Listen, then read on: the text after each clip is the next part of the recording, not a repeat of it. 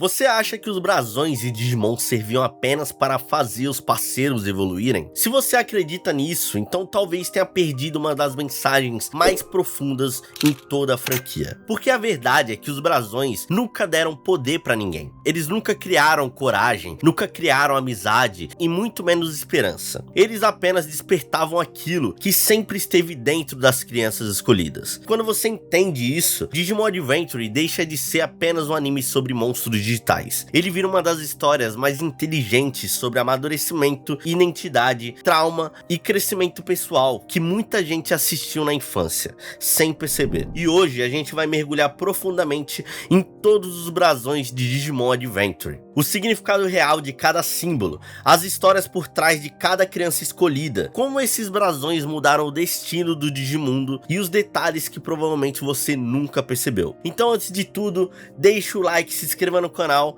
ative o sininho para receber todas as notificações, porque eu tenho certeza que esse vídeo vai mexer com a sua nostalgia, beleza? Agora, sem mais delongas, bora pro vídeo. Antes de falar de cada um dos brasões, a gente precisa entender de onde eles vieram. Dentro da lore de Digimon Adventure, os brasões são artefatos digitais criados para ajudar as crianças escolhidas a desbloquear o seu verdadeiro potencial emocional. Mas existe uma diferença importante. Eles não são fontes de poder, eles são catalisadores. Eles funcionam quase como espelhos emocionais. Cada brasão reage quando a criança finalmente entende uma parte importante de si mesma. Por isso muitos Digimons não conseguiam evoluir de imediato. A evolução nunca dependia apenas da energia, dependia do crescimento emocional, e isso é genial. Porque no fundo, quem realmente estava evoluindo não era os Digimon, e sim as próprias crianças. O brasão da coragem. Tai parecia o líder perfeito, corajoso, impulsivo, destemido, mas existia um detalhe muito importante. Tai confundia coragem com imprudência. Ele se jogava no perigo sem pensar, tomava decisões rápidas e muitas vezes colocava todo o grupo em risco. O maior exemplo disso acontece quando o Skullgreymon aparece pela primeira vez. Tai força a Agumon a evoluir antes da hora, e o resultado, bom,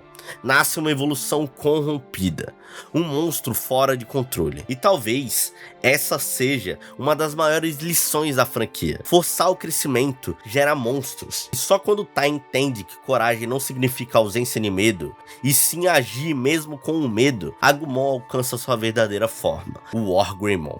Agora, o brasão da amizade. Matt talvez tenha um dos melhores arcos de Digimon Adventure. Por fora, frio, reservado, sempre tentando parecer forte, mas por dentro, completamente sozinho, e provavelmente um dos personagens mais quebrados de Digimon Adventure. O problema de Matt nunca foi a falta de amigos, e sim o medo de confiar, medo de depender, medo de perder essas pessoas. E isso faz total sentido quando lembramos da separação dos pais dele. Matt cresceu tentando proteger TK sozinho, achando que precisava carregar o mundo em suas costas. O brasão da amizade não ensina o Matt a fazer amigos, ele ensina a confiar. E quando isso acontece, Gabumon evolui para a Metalgarurumon, uma evolução que simboliza controle, maturidade e precisão. Já com o brasão do amor, temos Sora. Sora sempre foi a cuidadora do grupo, sempre preocupada, sempre protegendo, mas ela tinha uma ferida interna, a relação com a sua mãe. Sora acreditava que sua mãe não a entendia, que o amor dela era cobrança, pressão, distância, até que ela percebe algo importante. Amor também significa permitir ser cuidada. E quando ela percebe isso, Piomon alcança novas formas, e o brasão do amor desperta o seu verdadeiro poder. E junto com o brasão da sabedoria, temos Izzy. Izzy sempre foi inteligente, mas inteligência e sabedoria são coisas completamente diferentes. Izzy sabia de números, sabia de sistemas, bolava estratégias, mas não sabia lidar com as emoções, não sabia lidar com suas próprias inseguranças, principalmente quando descobre sobre sua adoção. Esse momento quebra Izzy completamente, mas também o faz crescer, porque ele entende que a família vai além de sangue, e então Tentomon atinge sua verdadeira evolução. Em seguida temos o brasão da sinceridade.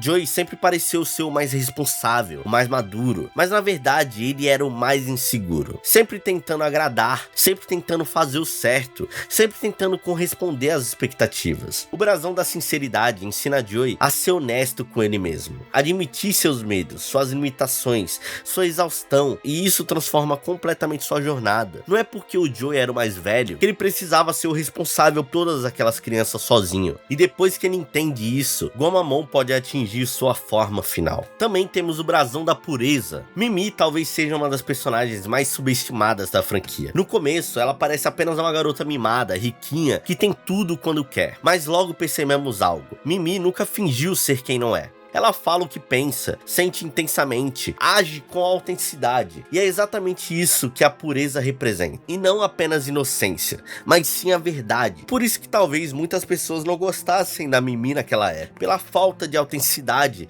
em si mesmo. E a Mimi mostrou isso para muitas crianças na época. Em seguida temos o brasão da esperança. TK era apenas uma criança, mas talvez fosse a mais forte emocionalmente. Mesmo diante de perda, mesmo diante do caos, mesmo diante de Devimon, TK continuava acreditando.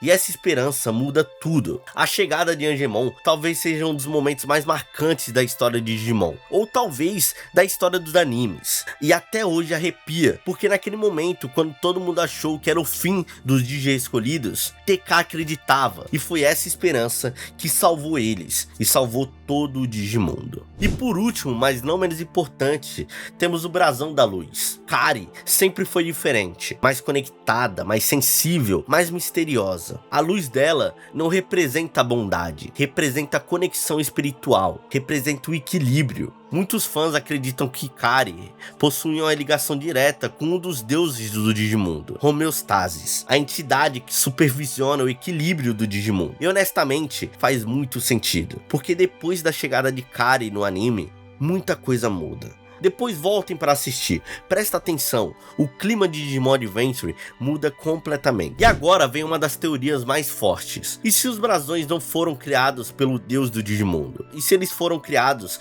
pelos próprios Digimons parceiros? Pensa comigo, cada brasão representa exatamente aquilo que os parceiros precisavam despertar nos humanos. Coincidência? Talvez não. E isso explicaria por que a conexão emocional sempre vem antes da evolução. Eles precisavam que os Digi escolhidos estivessem prontos para realmente evoluir. E depois do final de Digimon Adventure, veio uma dúvida muito forte. Em Adventure 2, muita gente se perguntou onde foram parar os brasões. E a resposta pode ser muito simples. Eles nunca sumiram, porque eles nunca foram objetos. Eles eram partes das crianças. Quando as crianças amadureceram, não precisavam mais da representação física das emoções, porque elas finalmente entenderam quem eram de verdade. E talvez essa seja a maior lição de Digimon. O verdadeiro poder nunca veio dos Digimons, nunca veio dos ataques, nunca veio das evoluções. O verdadeiro poder sempre esteve dentro das crianças, e talvez dentro da gente também. Agora eu quero saber de você, qual brasão mais representa a sua personalidade até hoje? Coragem? Amizade? Esperança? Bom, deixa aqui nos comentários, beleza? Se você curtiu esse vídeo, deixa o like, se inscreva no canal e ative o sininho para receber todas as notificações. E olha só, tem outro vídeo aparecendo agora mesmo na tela, que você com certeza vai querer assistir. Valeu, até a próxima e tamo junto.